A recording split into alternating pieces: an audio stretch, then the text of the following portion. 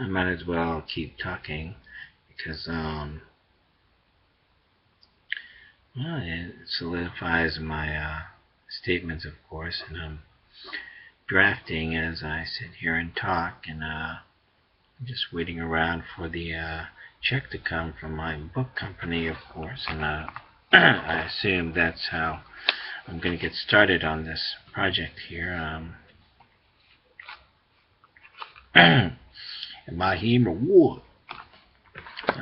Who's that? Well, I can't tell you. I can't tell you. I won't get into that guy right now. I'll stick with policy right now. And of course, yes, I got my start during the Gulf War. I told President Bush that he should emphasize the atrocities that Saddam Hussein was committing against the Kuwaitis in order to raise domestic political support for the war effort.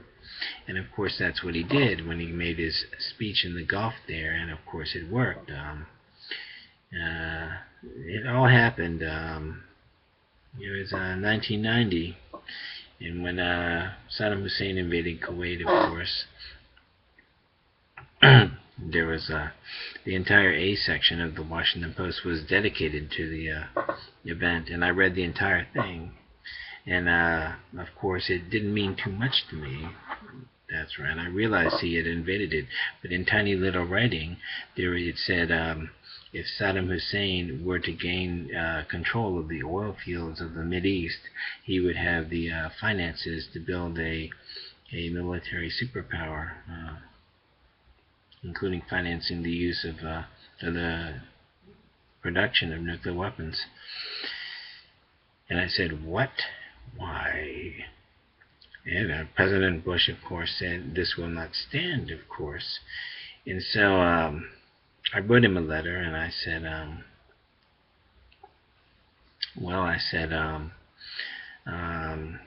God bless those who will make the ultimate sacrifice. There can be no compromise. I know you know this, is what I wrote to him. And then, of course, a little while later, the peace movement developed, and I wrote him a letter, and I said, I'm praying for peace. And President Bush did two things. One, he decided to make a trip to the Gulf himself. That's right. And number two, he looked right into the camera and he said, there can be no compromise. And what happened was political support for the war dropped from 60% to 40%. And so he was a desperate man. And so he gave his speech in the Gulf. That's right. And then political support for the war went back up to 60%. And he did emphasize the atrocities that Saddam Hussein was committing.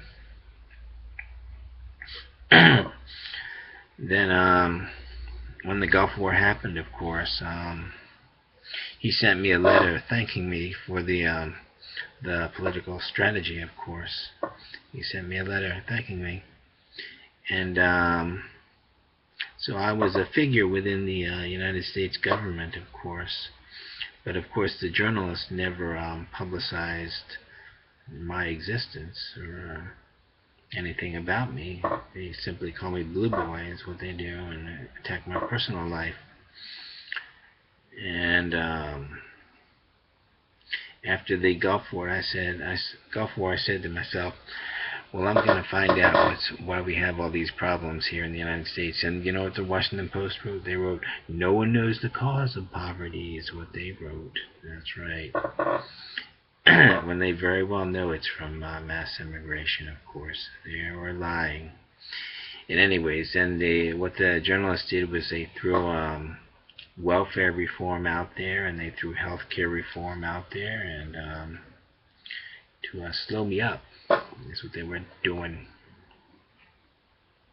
Then it was in the year 1995 when the computers said, well, Pat Buchanan said it first, wage stagnation. I said, what?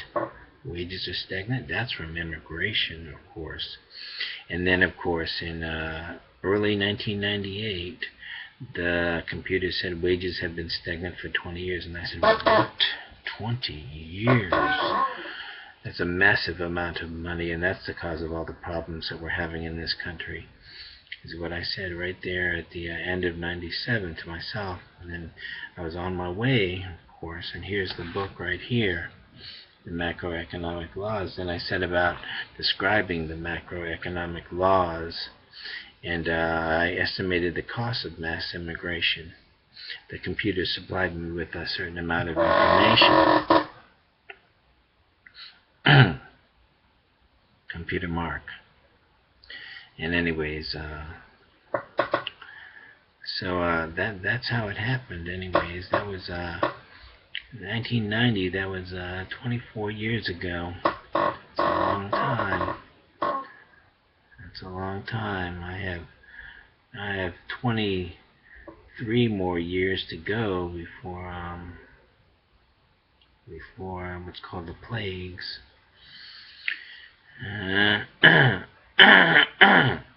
That's a long time, and I'll be in a lot of pain. So, anyways, getting back to what's going on here in foreign affairs, of course, everything is just kind of lying there, broken. You look over at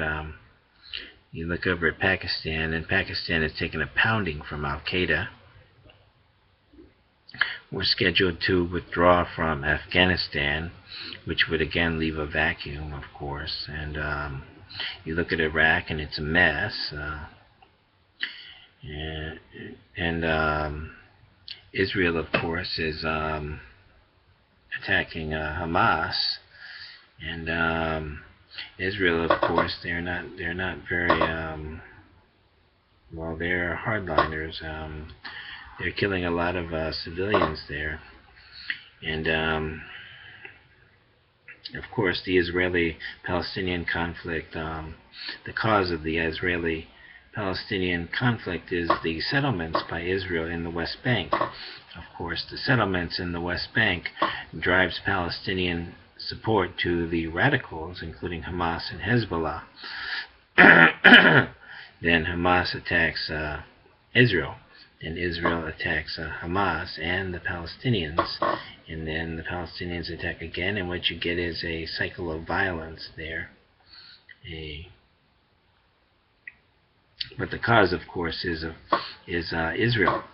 Israel is settling the West Bank. They're tearing down Palestinian houses in the West Bank, and they're building Jewish settlements, is what they're doing.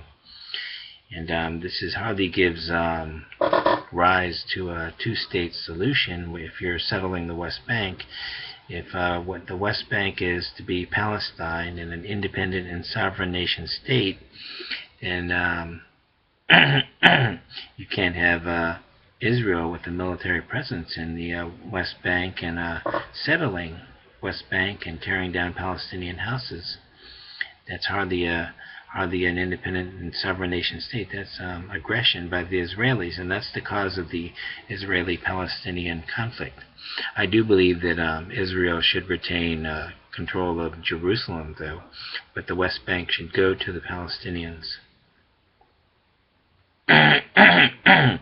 And that would decrease support for the radical elements, including Hamas and Hezbollah.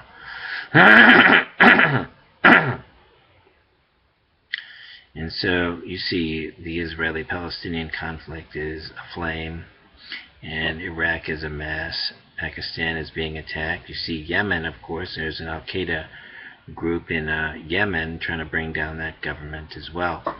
In Sudan, of course, you have a humanitarian disaster. There's a humanitarian problem in Zaire as well. Sudan's is worse, I believe. We have poverty all over the place. There's plenty of humanitarian projects. If you want to be humanitarian, just give some money to the children of Burma. Give some money to the children of India. You can give them food, shelter, toys. If you want to be a humanitarian, it's quite easy to do. There's plenty of people who need it. But of course, these Yazidis, they're in a desperate condition. the ISIS is trying to kill them, and they're killing them in the most brutal fashion. And so we should use our military to rescue them. And then the Nigerian girls, there were 3,000 of them. It wasn't feasible to rescue them militarily. If we'd have tried to rescue them, they would have all been shot. That's right, many of them would have been shot. But so they decided not to do it. With the Yazidis, though, they're being shot as we speak. So, and there's more of them also. There's thousands of them on top of Mount Sinjar. And of course, President Obama has a no boots on the ground policy, which is hampering him.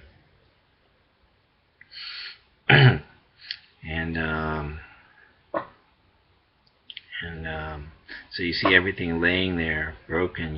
Foreign affairs is a mess, and of course wages are stagnant, and the arsenals have a hair trigger. And so you see a giant mess is what you see on your hands. And of course the nuclear arsenals, that's a survival, of course, the alerting of the arsenals. And wages determine standards of living. Wages are all the money the American people earn, and their wages are all the money the American people earn. And you see poor countries all over the world, the causes of poverty are overpopulation, Marxist economics, improper monetary policy, and overregulation.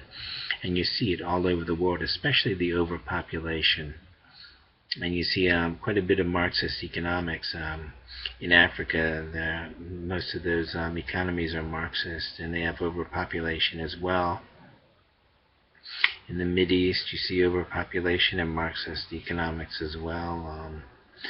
India and China have free market economies, but they're so badly overpopulated that wages are very low.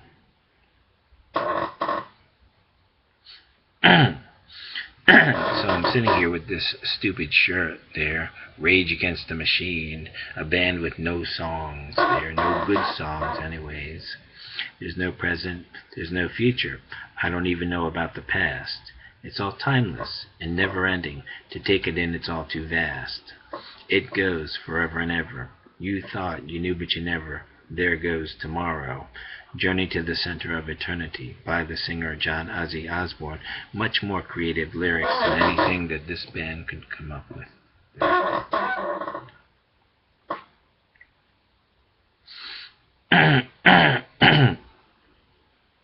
And so you see, I'm sitting here with all these problems, and I'm wondering when I'm going to get going. And I'm wondering, in order for me to do something, I need access to the media. And I also need my personal finances to be improved as well, on a personal basis, so I can buy some decent clothes, go to the health spa and get rid of this flabby, and get a decent hairdo, and get my earrings back, and a decent hairdo, and then I need access to the media, and specifically I need to go into a committee in the United States Congress, and to testify there on these things that I know here, and that I'm conveying to you, even though there's no one there. It's simply the computers there, and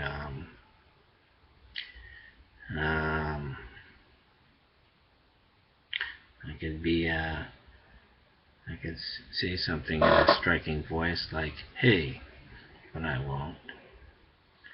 In fact, and this is my tone of voice that I'll probably use in committee. Be straightforward and give you the facts there, and that's what it is. So here I'll stop recording again.